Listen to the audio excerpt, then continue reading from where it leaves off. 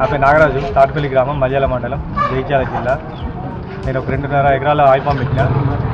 నాకు లోయ కంపెనీ నుంచి అనిల్ వచ్చి అనిల్ ద్వారా అప్రోచ్ అయ్యి 2.5 ఎకరాలు పెట్టిన. అయితే చెట్లు బాగానే వస్తున్నాయి. పూత దశకు వచ్చింది, పూత తెంపేస్తున్నాం. తర్వాత కాపు వస్తుంది.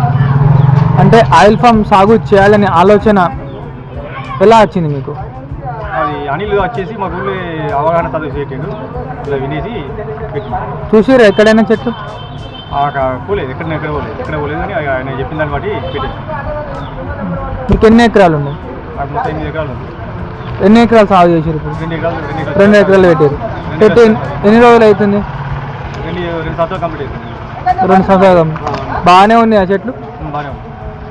అంటే చుట్టుపక్కల రైతులకు చూడడం కానీ చేయడం కానీ చేస్తురా? చుట్టుపక్కల రైతులు అంటే మాకు కొద్ది లోపల కూడా అక్క దగ్గర కానీ ఇక దగ్గర ఉన్న తోటల కట్టి తీసిపోతుంది లోపలికి ఉంటుంది. మీ ద్వారా రైతులకు ఏం చెప్పాలనుకుంటారు?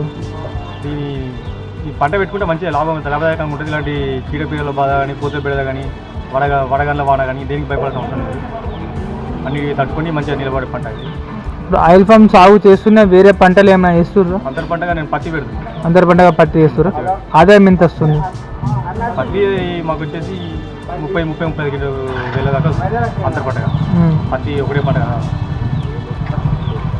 ఆయిల్ ఫామ్ సాగు చేస్తూ పత్తి వేరే అంతర్ పంటగా లోపల